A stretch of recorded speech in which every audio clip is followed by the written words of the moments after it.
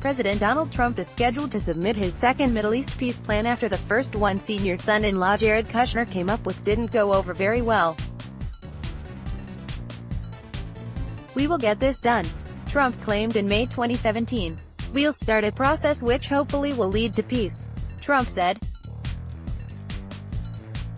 "Over the course of my lifetime, I've always heard that perhaps the toughest deal to make is the deal between the Israelis and the Palestinians.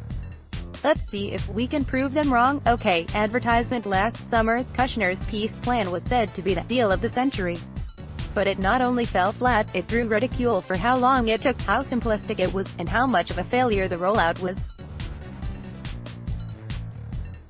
Youssef Jabarin, an Israeli member of parliament who will serve on the Arab-dominated joint list in September's elections, noted that the plan does nothing to those living in Gaza or the West Bank.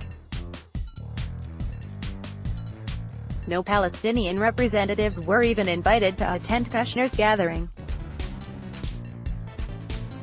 "We believe that any initiative that denies the Palestinians the right for a sovereign independent state alongside Israel should be rejected," Jabarin told the newspaper. "Unfortunately, what we have been hearing from the Trump administration is talk about the economic aspects of the conflict, but nothing about the politics." Israeli security experts similarly attacked the plan, saying that it could blow up the Middle East, because it foolishly assumed they could dangle promises of wealth to the Palestinians and get them to sign on. It never worked in the past, but Kushner thought it would under Trump. It was ultimately denounced by the Palestinians, sending the Trump administration back to the drawing board.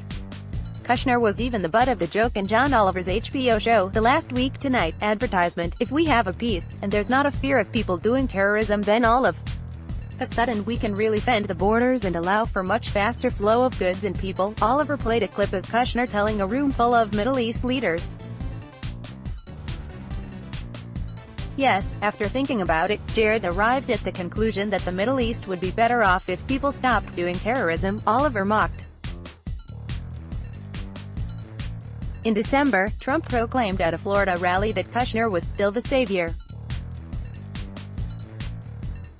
He claimed that if Kushner can't achieve peace between Israel and the Palestinians, then it can't be done. Advertisement. So, after claiming Trump is trying again, Axios reported Sunday that a source said the president is trying to decide whether to pitch his 2.0 plan before the March elections in Israel.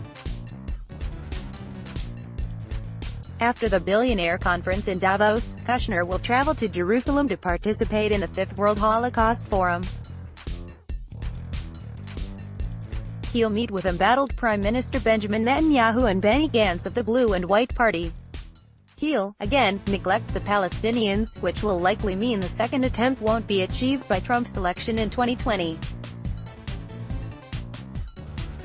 Advertisement. Read the full Axios report. Enjoy this piece. Then let us make a small request. Like you, we here at Raw Story believe in the power of progressive journalism.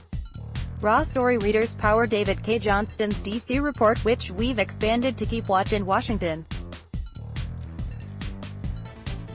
We've exposed billionaire tax evasion and uncovered White House efforts to poison our water. We've revealed financial scams that prey on veterans, and legal efforts to harm workers exploited by abusive bosses. And unlike other news outlets, we've decided to make our original content free. But we need your support to do what we do. Raw Story is independent. You won't find mainstream media bias here. Unhinged from billionaires and corporate overlords, we fight to ensure no one is forgotten. We need your support to deepen our investigative reporting. Every reader contribution, whatever the amount, makes a tremendous difference. Invest with us. Make a one-time contribution to Raw Story Investigates or click here to become a subscriber. Thank you. Click to donate by check. Enjoy this piece. Then let us make a small request. Like you, we here at Raw Story believe in the power of progressive journalism, and we're investing in investigative reporting as other publications give it the axe. Raw Story readers power David K. Johnston's D.C. report, which we've expanded to keep watch in Washington. We've exposed billionaire tax evasion and uncovered White House efforts to poison our water. We've revealed financial scams that prey on veterans, and efforts to harm workers exploited by abusive bosses. We need your support to do what we do. Raw Story is independent. You won't find mainstream media bias here. Unhinged from corporate overlords, we fight to ensure no one is forgotten. We need your support to keep producing quality journalism and deepen our investigative reporting. Every reader contribution, whatever the amount, makes a tremendous difference. Invest with us in the future. Make a one-time contribution to Raw Story Investigates or click here to become a subscriber.